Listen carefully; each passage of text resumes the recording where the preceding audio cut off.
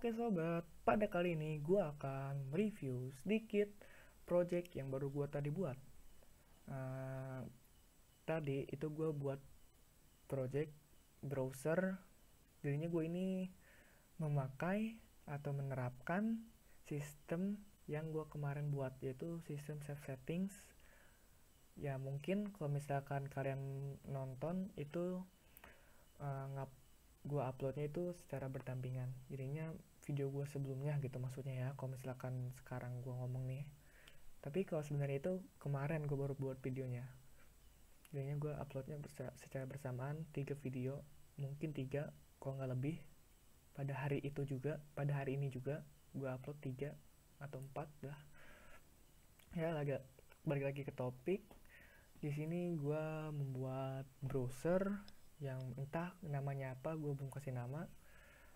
Ya mungkin kalian bisa kasih nama kalau misalkan kalian pengen download ininya apa tuh, download aplikasinya, ada di bawah video ini.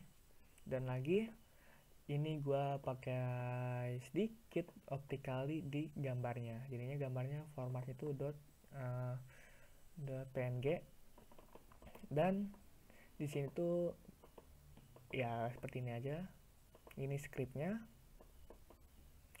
fromnya itu ada 4, dan gue itu pakai komponen Alpaskin dan standar yang default bawaan DLP7 nya.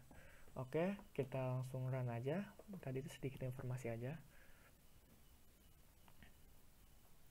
Nah, berhubung gue nggak connect internet, jadi di sini ada baca navigation to the web page was cancelled. Ini tidak ada masalah. Kalau misalkan kalian connect internet, kalian memakainya ya bisa gitu. Ini sangatlah sederhana banget. Ini gue cuman menerapkan yang namanya system settings save ini. Ya kalian bisa tahu, kalian bisa lihat di sini kalau misalkan gue menulis google.com dan akan tersave di sini, tersimpan di sini. Ini yang sebelumnya dan ini yang tadi gue barusan. Jadi ini cara kerjanya gini loh. Gue nge-input di sini ya, misalkan google.com, dan gue klik enter, otomatis OnKeyPress akan melihat dan merespon, dan dia akan menjalankan perintah yang gue telah masukkan di OnKeyPress itu.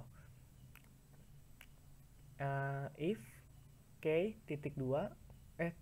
k sama dengan pagar 13 10, atau pagar 13 itu enter 10, begin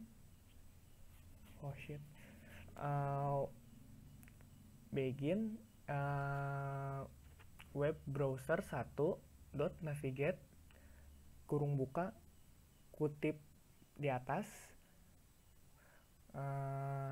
yang ada di sini, yaitu scombobox1.text dari titik koma, terus n nya ada 2, n.2, soalnya si begin-nya itu ada 2, begin di atas, if udah gitu begin lagi, ya bawahnya n sama n lagi 2 kali. Pas udah diklik enter, dia akan meloadkan ya. Awalnya di sini si web browser akan merespon, dan misalkan udah beres responannya itu, otomatis si event complete ya, event complete itu ya ada di web browser, event complete 2. Si event complete 2 itu situ ada script, di mana script itu akan menyimpan URL yang baru di sini dan di history. Akan tersimpan di sini dan di history juga. Nah, di history tadi sama di sini. Ya, nggak boleh ngomongnya. Ya, di sini maksudnya nih. Ya, gua namain ini quick URL. Kalau ini quick search. Ini dan ini itu cara kerjanya hampir sama.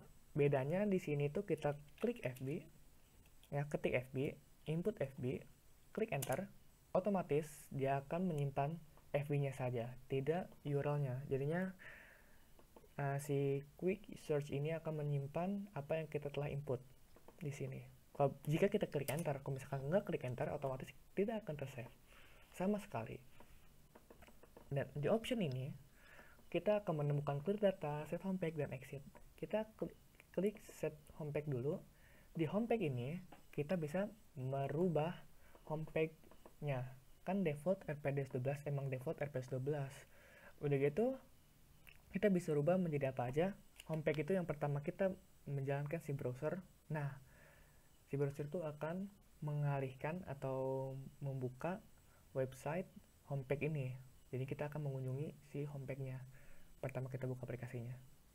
Misalkan google.com. Ini kan defaultnya tadi itu apa tuh RPDS 12 blog gua. Jika di apply dan kita close aplikasinya,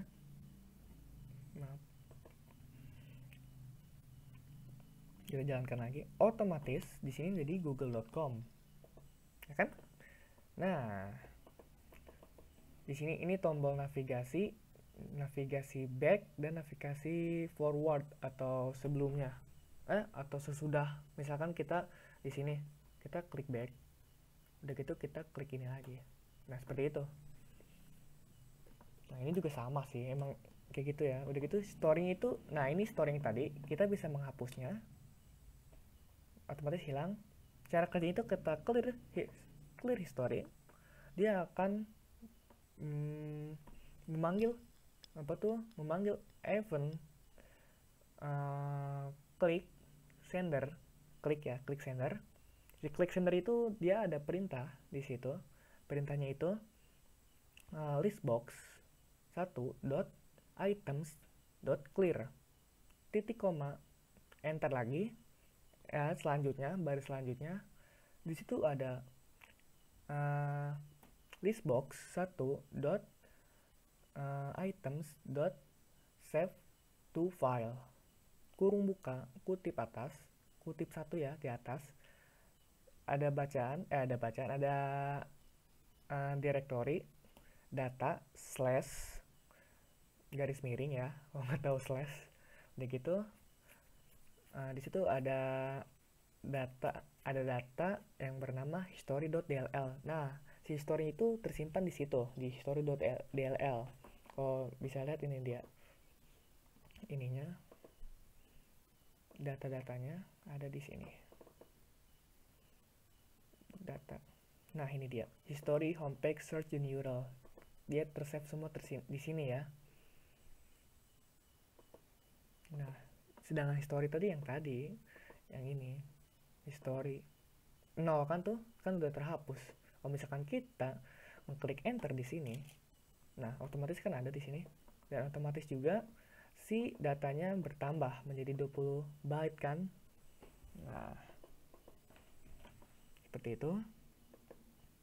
Dan kita bisa memaksimasi si history ini.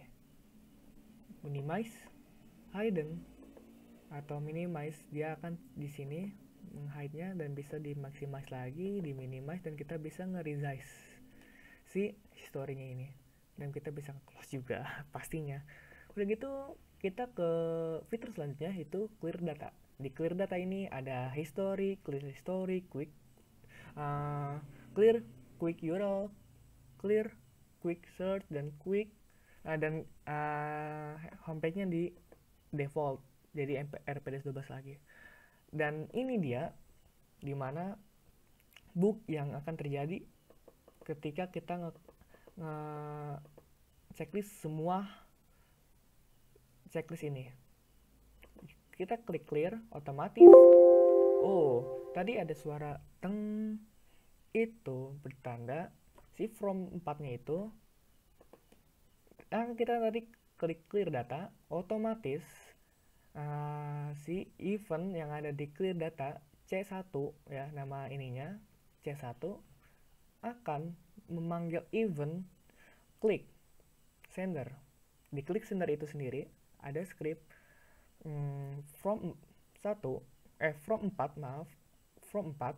titik show modal titik koma n titik koma. Nah, di sini kita bisa mengakses si event klik sender ini. Di klik sender itu sendiri ada script from 4 titik show modal titik koma n titik koma. Nah, di sini kita bisa mengakses si event klik sender ini. Di klik sender itu sendiri ada script from 4 titik show modal titik koma n titik koma. Nah, di sini kita bisa mengakses si event klik sender ini. Di klik sender itu sendiri ada script Artinya si from part ini muncul, tetapi dia seperti dialog, seperti message dialog. Jadinya dia tidak bisa diganggu gugat sebelum si from ini dikeluarkan, seperti ini. Kalau misalkan kita akan suara, kalau misalkan kita close tidak ada suara lagi kan, seperti itu. Udah gitu ya, udah beres penjelasannya. Dan lagi ya, emang ini tembus pandang ya, ingat ini tembus pandang. Lihat, ini ada gambar di belakang. Gue iseng aja nggak masukin gambar ya, apa aja gue masukin cuma untuk ngejajal doang. Ini tembus pandang apa enggak? Ternyata tembus pandang juga. Gue pakai aplikasi ini nih, Real World Icon. Ini sangat berguna banget bagi kalian yang pengen bikin icon. Kalau gue sih biasanya kalau bikin icon itu pertama itu dari ini dulu, mana ya, dari Corel Draw dulu. Siapapun juga, berapapun juga bisa bikin. Mungkin dari sisi apa ya, fiturnya kurang kalau misalkan Corel Draw 12, tapi menurut gue ini udah bagus lah, lumayan lah untuk pakai untuk sehari-hari. Soalnya kecil sih, filenya cuman 200 atau 300 MB tuh ya pas udah diinstal. Jadinya ya hampang-hampang juga, kan tahu sendiri kalau misalkan gua itu datanya udah sangat penuh banget, jadinya ya wajar gua pakai CorelDRAW 12 aja, lebih sedikit dan manfaatnya lumayan bagus, banyak manfaatnya. Kita bisa lihat, nah ini dia, ini tuh gua pakai ini, pakai Real World Icon. Gua bukan promosi, tapi untuk menyarankan pakailah Real World Icon, soalnya emang penggunanya gampang. Udah gitu filenya juga kecil, dia ada versi portable-nya. Dan ini ya, gue kasih tahu aja, kalau misalkan pakai Real World Icon, kalian jangan sekali-kali online. Soalnya kenapa? Tadi ada Revolution build, ada revolutionnya, ada apa tuh? Ada waktu habis programnya. Jadinya ini trial sebenarnya. Kalau misalkan lu online, kalau nggak online itu bebas, seumur hidup juga nggak bakal habis si Real World Icon ini, insya Allah nggak habis. Kalau kalian connect, jangan sekali-kali buka Real World Iconnya. Jadinya gue pakai yang ini aja, apa tuh, pakai yang portable. Jadinya gue bisa bawa-bawa kemana-mana. Misalkan mau bawa ke warnet, nggak usah diinstal lagi, jadinya tinggal buka aja Real World Icon yang langsung bisa kebuka.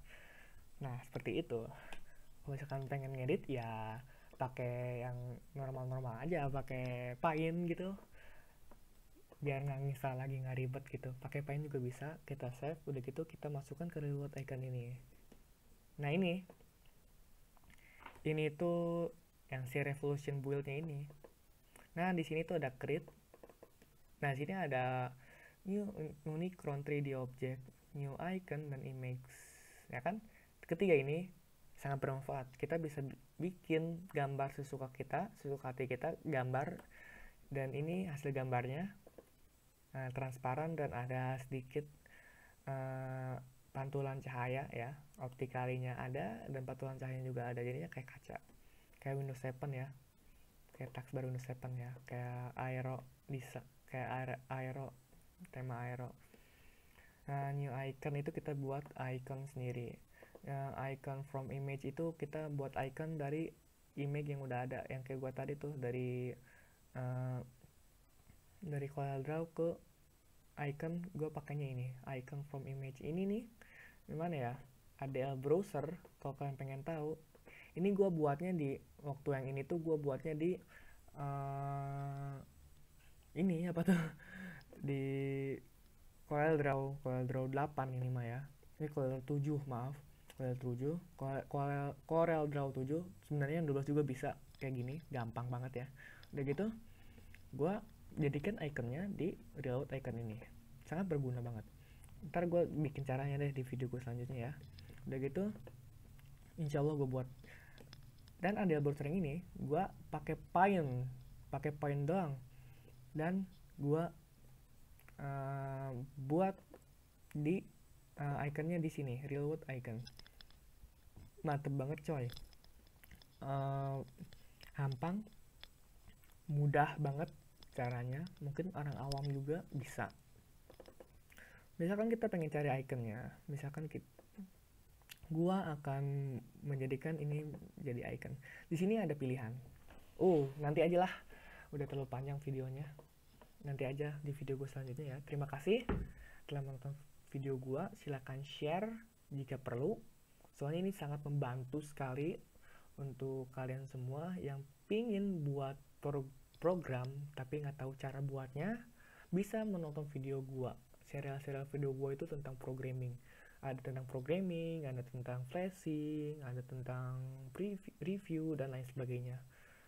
Dan kalian juga bisa like ya. Kalau misalkan suka, like aja. Kalau misalkan membantu banget nih video, like aja. Dan silakan subscribe atau berlangganan kalau kalian pengen nonton video gue selanjutnya. Di video gue selanjutnya itu gue banyak sekali akan membawa tema tentang programming, khususnya di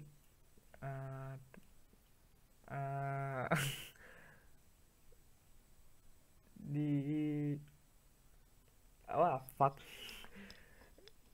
DLP 7 ya, maaf, di DLP 7, khususnya di DLP 7 akan banyak banget video yang akan gue buat. Dan lagi insyaallah kedepannya gue akan buat tutorial PHP, HTML dan lain sebagainya ya, insyaallah. Itu masih insyaallah banget. Soalnya kenapa, DLP juga ya cuman DLP doang yang gue paling enak banget gue buatnya, aplikasinya paling enak, paling gampang ya pokoknya menurut gue mah. Lebih apa ya, kalau misalkan pakai DLP itu gue jadi pengen banget menggali DLP lebih dalam, soalnya seru banget ininya apa tuh bahasa pemrogramannya. Kebetulan ini Pascal, jadinya gue sangat suka banget sama DLP. Ya mungkin Pascal udah jarang dipakai sama orang, tapi tetap masih ada orang yang pakai kan, termasuk kalian yang nonton video ini dan gue sendiri yang gue buat sendiri di rumah gue ini, di laptop gue yang sudah kolot ini. Permodalkan laptop yang keyboardnya udah hancur, keyboard eksternal yang harganya cuma 35.000, gue sedikit curhat. Dan apalagi ya, headset untuk video, headset bukan headset sih, earphone ya, maaf, earphone Samsung yang udah buluk ini, yang colokannya udah ngelepet juga. Dan apalagi ya, HP gua untuk nge-search seperti HP gua yang gua pakai Advance S5e dan BlackBerry apa ini, Gemini